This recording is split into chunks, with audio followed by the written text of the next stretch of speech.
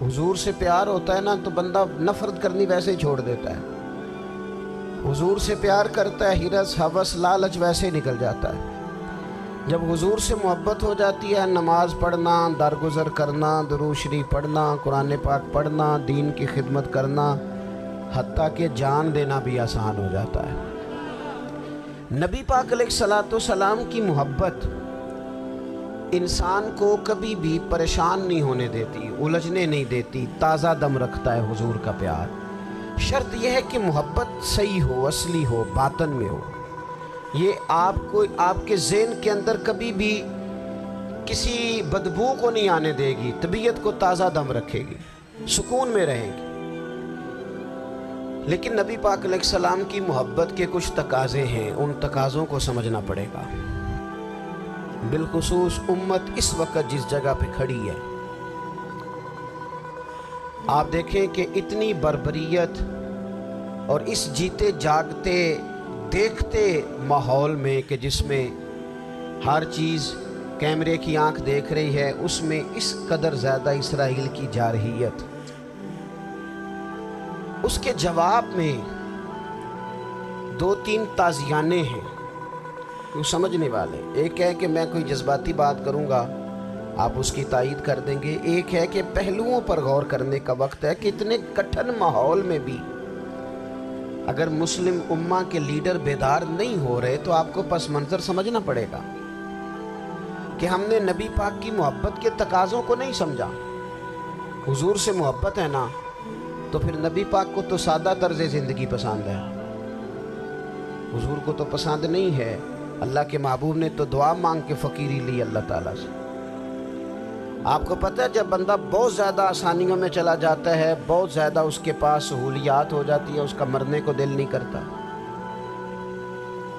خود نبی پاک علیہ السلام نے فرمایا قیامت کے قریب کافر تم پر جھپٹیں گے جس طرح بھوکے لوگ کھانے پر جھپٹتے ہیں۔ حضور کیوں، ہم تھوڑے ہوں گے؟ فرمایا نہیں، تمہیں دنیا سے محبت ہو جائے گی اور موت تمہیں بری لگے گی۔ اتنے بڑے بڑے بنگلے، عالی شان محلات، کس کا چھوڑ کے مرنے کو جی چاہتا ہے معاذ اللہ۔ نبی پاک کی محبت کا تقاضا سمجھو، ایسا نہیں کہ وہاں دولت آئی نہیں۔ حضور تو فرماتے ہیں کہ اللہ نے خزانوں کی کنجیاں میرے ہاتھ میں رکھ دی ہیں، لیکن میں نے عرض کیا مالک ایک وقت روٹی دینا اور ایک وقت کا فاقہ دینا۔ کنجیاں خزانوں کی اللہ نے دی۔ جب تک آپ اپنا طرز زندگی، یہ جو بہت دنیا کا پیار ہے نا، بہت زیادہ مرنے کی ہرس، یہ بہت زیادہ جینے کی ہرس، تو اللہ تعالیٰ نے قرآن پاک میں یہودیوں کا طریقہ بیان کیا کہ وہ کبھی مرنے کی تمنا نہیں کریں کیونکہ جینے کی ہرس رکھتے ہیں۔ نبی پاک علیہ السلام کے غلاموں، طرز زندگی جب تک سادہ نہیں ہوتا اور جب تک یہ دنیا کے جھمیلوں سے کسی کو دولت دے کر پیچھے کر دیا جاتا ہے، کسی کو عہدہ دے کر چپ کرا دیا جاتا ہے، کسی کو اقتدار دے کر چپ کرا دیا جاتا ہے، رسول اللہ صلی اللہ علیہ وسلم کے سچے غلام ان ایک بات کی سمجھ آ گئی تھی کہ ہمیں ہمارے رب نے کہا ہے قُلْ إِن كُنْتُمْ تُحِبُّونَ اللَّهَ فَاتَّبِعُونِي يُحْبِبْكُمُ اللَّهُ۔ اے محبوب آپ ان سے فرما دیں اگر رب سے محبت کرنا چاہتے ہیں تو آپ کی پیروی کریں، اللہ خود ان سے محبت فرمائے گا۔ جب رب بھی ان کا ہو جائے گا، جب رب بھی ان کا کی محمد سے وفاتوں نے تو ہم، یہ جہاں چیز ہے کیا، یہ لوح و قلم تیرے ہیں، اس کا کیا مطلب ہوا؟ لوح و قلم، قلم لکھتی ہے نا تقدیریں، مقدر فیصلے، تو لوح و قلم تیرے ہیں، اس کا مطلب یہ ہے کہ پھر رب کریم تیرے اوپر فضل کرے گا، اور وہ جن فیصلوں کی امت کو دیانت سے چاہت ہے اللہ اپنے فضل سے وہ فیصلے فرمائے گا۔ جب تک زندگی حضور کی غلامی کی طرف نہیں جاتی وہ اللہ تعالیٰ کی تائید نہیں پاتی۔ حضرت عبداللہ ابن حذافہ رضی اللہ تعالیٰ عنہ کو رومیوں نے قید کر لیا تھا، اور جب رومی آپ کو قید کر رہے تھے، پکڑ رہے تھے، جنگ میں کچھ موڑ ایسا آ گیا کہ بظاہر مسلمانوں کے قدم پیچھے ہٹ رہے تھے، 1000 आदमी ने, 100 आदमी ने मिल के आपके गिर्द घेरा डाला और बड़ी मुश्किल से आपको गिरफ्तार किया। जब बादशाह के सामने ले गए ना, तो बादशाह से उसका सिपा सालार कहने लगा कि बंदा ज़ाया करने वाला नहीं। ये बात समझें आप, हमारी तबीयत के मुताबिक जो बंदा पूरा नहीं उतरता हम ज़ाया कर देते हैं। हालांकि अगर आपको मुखालिफ सफ में बंदा काम का नज़र आए तो आप गौर फरमाएं कि ये हमारे काफिला मोहब्बत में कैसे शामिल हो सकता है, उसके लिए जद्दोजहद करें ताकि उससे काम लिया जा सके।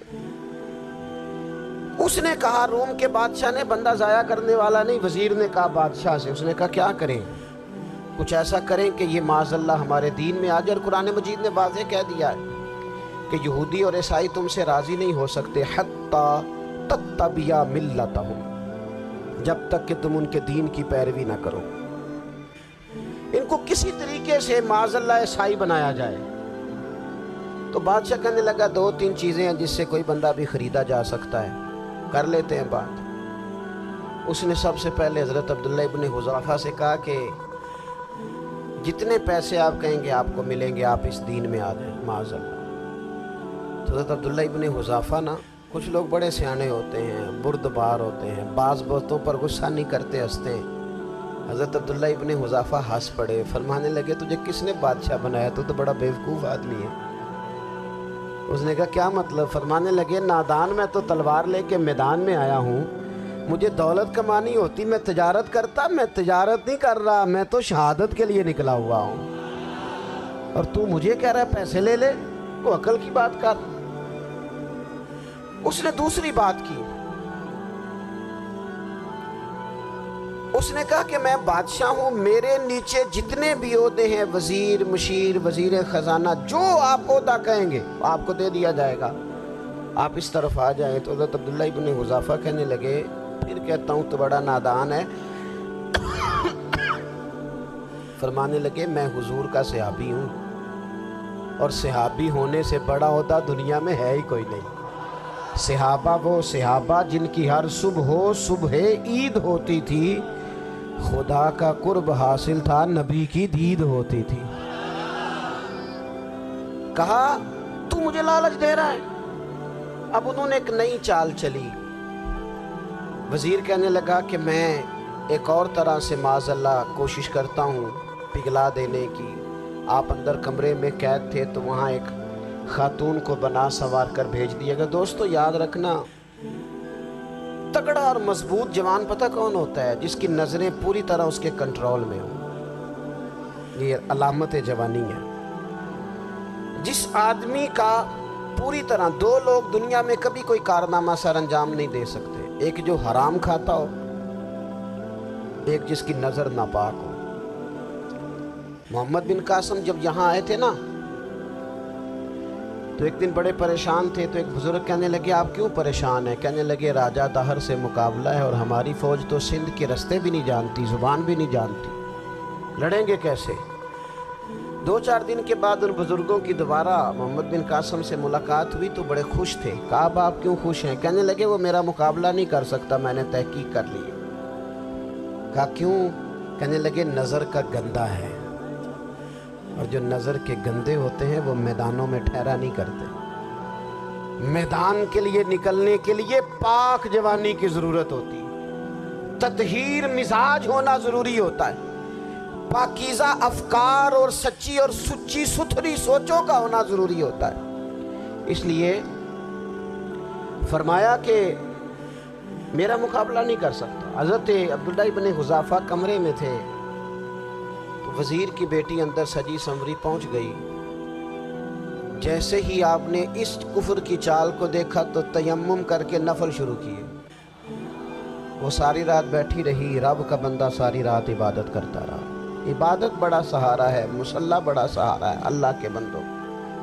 सुबह दरवाज़ा खोला, वज़ीर ने अपनी बच्ची से पूछना चाहता था रिज़ल्ट क्या निकला, तो कहने लगी पीछे हट जा, अब तेरा मेरा ताल्लुक़ कोई नहीं, मैंने नबी पाक का कलमा पढ़ लिया।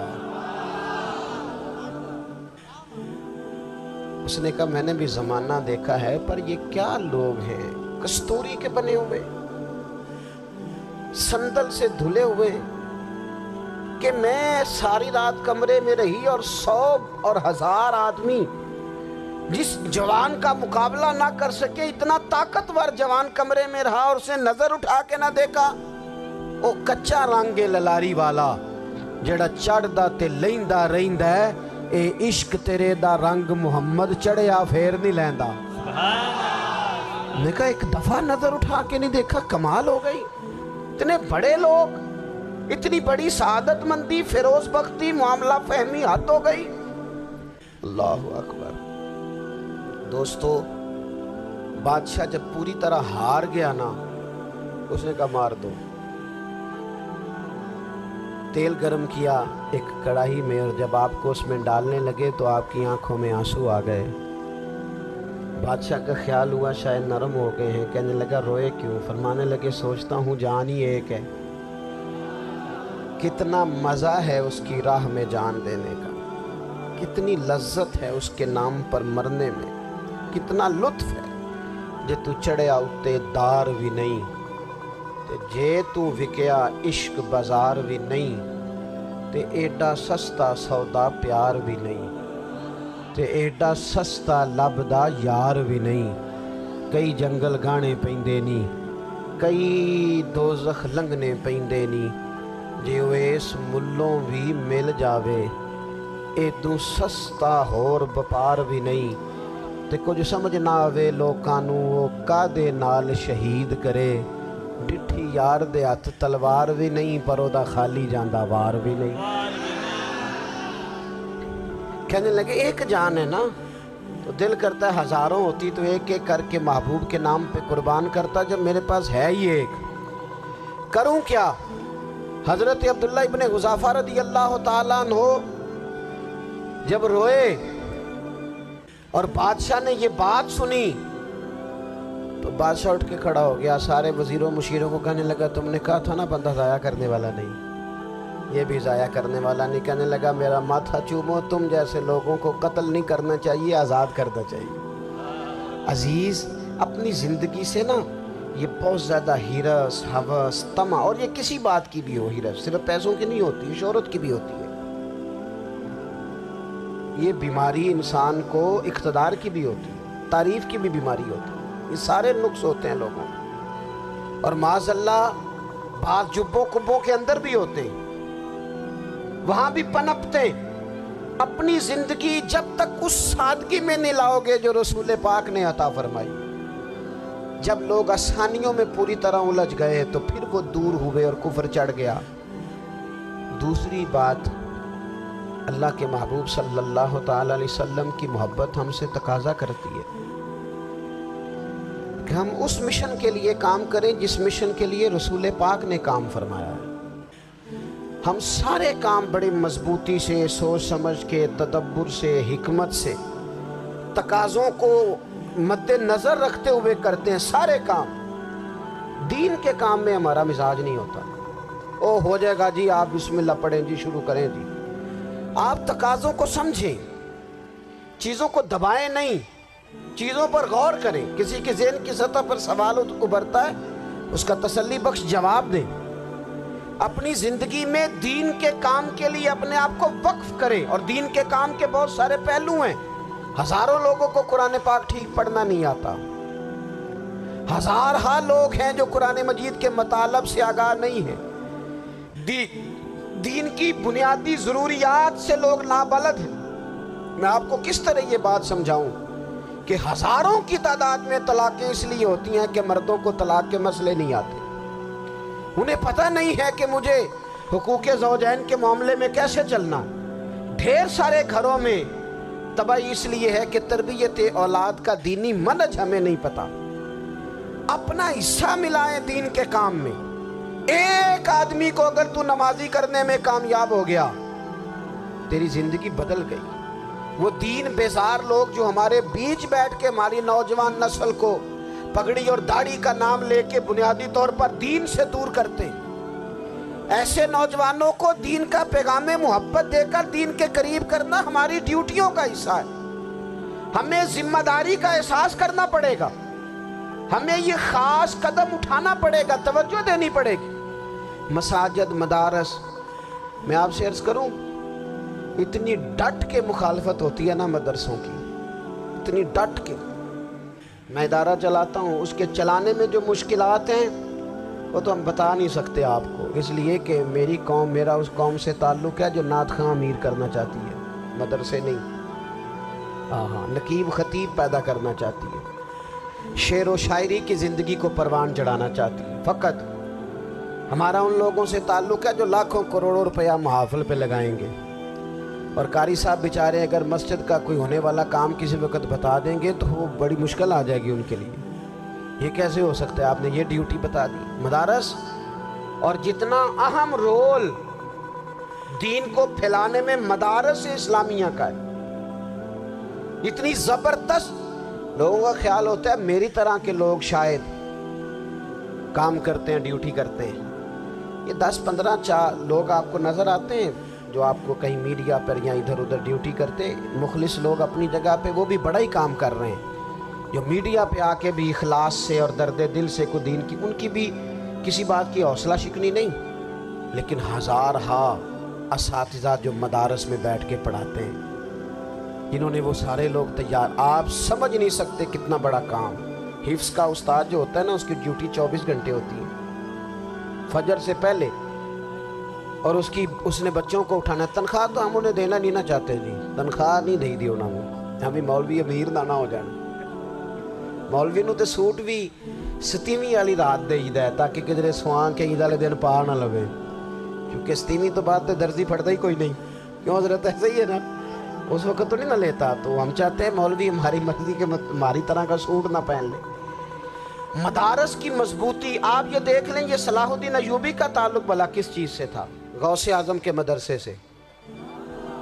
حضور غوث اعظم کے مریدوں کی جماعت اس کے ساتھ شامل تھی۔ کون لوگ تھے جنہوں نے مدارس سے فیض پایا؟ رازی اور غزالی، حضور غوث اعظم، خواجہ اجمیر، یہ سب لوگ مدارس کے لوگ ہیں۔ کمزوریاں ہیں، غلطیاں ہیں، بہت ساری چیزوں کی اصلاح کی ضرورت ہے، لیکن یہ دین کا بہت بڑا قلعہ ہوتا ہے مدرسہ، لیکن اس کی مخالفت کی جاتی ہے۔ مجھے بتائیے، اگر مدرسوں میں کمزوریاں ہیں تو کالجوں یونیورسٹیوں میں نہیں ہیں؟ ہم نے کبھی مخالفت کی ہے بند کر دو سارے؟ لیکن لوگوں کا جب خیال آتا ہے، جب ہمارے ایک سابقہ وزیر صاحب تھے سر راہ، کسی دعوت میں میری ان سے ملاقات ہو گئی تو انہوں نے کہا مدرسوں کا کردار کیا ہے آج کے ماحول میں؟ میں نے انہیں کہا کہ مختلف کورسز آپ کراتے ہیں نا، تو اس کے لیے پھر مختلف ویکینسیز ہوتی ہیں، جہاں بچوں کو مدرسے کا کورس کرایا جاتا ہے تو استاد بننا ہوتا ہے، اس نے خطیب بننا ہوتا ہے، مسجد کی ڈیوٹی کرنی ہوتی ہے۔ میں نے کہا بالکل کوئی حکومت سرپرستی نہیں کرتی، لیکن اللہ کا فضل ہے، کبھی آپ نے کوئی مسجد سنی ہے جس میں جمعے والے دن مولوی نہ ملا ہو جمعہ پڑھانے کے لیے؟ کبھی آپ کو رمضان میں ایسی مسجد ملی ہے جس میں قرآن مجید سنانے کے لیے حافظ نہ ملا ہو؟ یہ ہو سکتا ہے کسی حافظ کو مسجد نہ ملے۔ تو مدارس کے ذمے جو کام تھا، مدارس نے جم کے کیا ہے اور ڈٹ کے کیا اللہ کے فضل سے۔ اور مدارس کے لوگوں کو بھی کمزور نہیں پڑنا چاہیے، کبھی کسی وزیر، مشیر، مالدار کے روپ میں نہیں آنا چاہیے، قطعاً نہیں۔ کیوں؟ کہ یہ وہ عظیم لوگ ہیں رسول اللہ صلی اللہ علیہ وسلم کے دین کے غلام، کہ ابھی ایک لفظ نہیں پڑھا ہوتا الف با تا سا، پہلے دن گھر سے نکلتے ہیں تو حضور فرماتے ہیں اللہ کے فرشتے ان کے پیروں کے نیچے پر بچھا بھی دیتے ہیں، پہلے دن اتنا بڑا اعزاز ملتا ہے۔ تو حضور کی محبت کا تقاضا ہے، دین کا کوئی کام کیا جائے۔ ایک خاتون مسجد نبوی شریف میں جھاڑو دیتی تھی، پر کوئی کام تو کرتی تھی، اور کس مسجد میں؟ جہاں 70,000 فرشتے صبح آتے ہیں، 70 شام آتے ہیں، اس مسجد میں وہ خاتون جھاڑو دیتی تھی۔ بخاری ہے، جب ان کا انتقال ہو گیا، صحابہ نے سوچا کہ حضور کو تکلیف ہوگی، بغیر بتائے جنازہ پڑھ دیا۔ حضور صبح تشریف لائے، تازی قبر دیکھی، اور محبوب وہ ہیں جو فرش پہ کھڑے ہو کے عرش کی خبریں دیتے ہیں۔ نبی پاک علیہ الصلوۃ والسلام نے فرمایا کہ مجھے اطلاع کیوں نہیں دی اس کے انتقال کی؟ یہ کرم دیکھو، کوئی ڈیوٹی تو کرتی تھی نا یار، پر خلوص سے، پر پیار سے، پر اللہ کو راضی کر دے گی، پر درد دل سے۔ اور دین کی ڈیوٹیاں کرنے والے دوستو سنو، حضور صبح آئے، قبر کو دیکھ کر فرمایا مجھے کیوں نہیں بتایا؟ یا رسول اللہ آپ کو تکلیف دینا مناسب نہ جانا؟ تو قبر پہ کھڑے ہو کے حضور نے فرمایا صف بناؤ میں دوبارہ جنازہ پڑھاؤں گا، صف بناؤ میں دوبارہ جنازہ پڑھاؤں گا۔ کوئی ڈیوٹی تو۔ تیسرا تقاضا حضور کی محبت کا، سمجھو میں بس بڑی جلدی بات سمیٹنے لگا ہوں۔ حضور کی امت سے پیار کرو، یہ نبی پاک کی محبت کا تقاضا ہے۔ حضور اس بندے سے بڑے راضی ہوتے ہیں جو حضور کی امت سے پیار کرتا ہے۔ آپ کو پتہ ہے حضرت جبریل امین علیہ السلام نے معراج کی رات حضور علیہ السلام سے عرض کی تھی کہ اللہ کی بارگاہ میں عرض کیجئے گا میری بھی ڈیوٹی لگ جائے آپ کی امت کے ساتھ محبت کرنے پر۔ تو یہ کیوں کہا تھا انہوں نے؟ علماء نے لکھا اس لیے کہا تھا کہ حضرت جبریل بھی جانتے ہیں کہ حضور کی امت سے محبت کی بات کی جائے نا تو نبی پاک راضی ہوتے ہیں۔ امت سے پیار کرو گے نا، امت سے ایک صرف بات کا خیال رکھنا، عقیدہ برا ہو تو بات دوسری ہے، ورنہ میرے محبوب کی امت کا ایک ایک شخص جو مدینے والے کا کلمہ پڑھتا ہے، جو حضور کا غلام ہے، اس کے بارے میں اپنے دل میں گنجائش رکھنا، پیار رکھنا، وارفتگی رکھنا۔ او دوستو، یہاں لوگ کس طرح گروہوں کو، جماعتوں کو سپورٹ کرتے ہیں۔ نبی پاک نے اس امت کی کثرت پر فخر بیان کیا اور حضور فرمانے لگے 120 صفحے جنتیوں کی ہوں گی، قیامت میں 80 صفحے صرف میری امت کی ہوں گی۔ میں کثرت امت پر فخر کروں گا۔ ان لوگوں سے پیار کرنا ہے، ان کے دکھ درد کو سمجھنا ہے۔ پتہ ہے آج کیا ہوتا ہے؟ آج ہمیں نا مختلف چھوٹے چھوٹے ملکوں میں بانٹ دیا گیا، تو ہم کسی دوسرے مسلمان بھائی کا درد نہیں محسوس کرتے، ہم گھروں میں نہیں محسوس کرتے۔ پڑوسی پر ظلم ہو رہا ہو تو ہم کہنے پتر ساڈا نہیں مسئلہ، یہ دا مسئلہ ہے، تینوں کی لگے۔ حالانکہ پڑوسی کی آگ اس لیے بھی کسی وقت بجھا دینی چاہیے کہ پڑوسی کی نہ بجھائی جائے تو اپنا گھر بھی زاد میں آ جاتا۔ آج امت مسلمہ سے ہمیں بس لگا دیا گیا اپنے حصے کی روٹی کماؤ، اپنے حصے کی کوٹھی بناؤ، اپنے حصے کی گاڑی خریدو، اپنے حصے کا کام کرو۔ امت کا درد، امت کی بات، وحدت امت کا تصور، امت کا دوبارہ سے وہ شان ارسل رسولہ بالہدی ودین الحق لیظہرہ علی الدین کلہ، وہ تصور کب ہوگا؟ اس وقت ہوگا جب ہم بات امت کی کریں گے۔ نبی پاک علیہ السلام نے فرمایا مسلمان کی مثال ایک جسم کی طرح ہے، جسم کے ایک حصے کو تکلیف ہو تو سارا آزمائش میں آ جاتا ہے۔ مجھے بتاؤ یہ انگلی درد کرتی ہو، یہ انگلی جسم کا حصہ ہے نا، تو میرا خیال ہے دماغ یہ کہہ دے گا کہ انگلی کی درد ہے نا منو کی لگے، دل کہہ دے گا کوئی نہیں ٹینشن لینے، انگلی کا مسئلہ ہے نا۔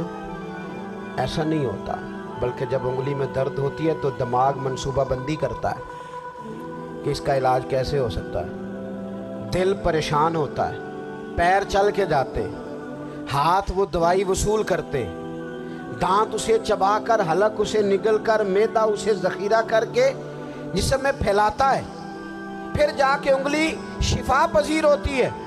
ایک حصے کو درد ہو تو سارا حصہ کام پہ لگ جاتا ہے۔ اسرائیل اگر تکلیف دے رہا ہے فلسطینیوں کو تو ہونا چاہیے تھا نا بعد مسلمان حکمرانوں کو نیند نہ آتی، وہ درد دل محسوس کرتے۔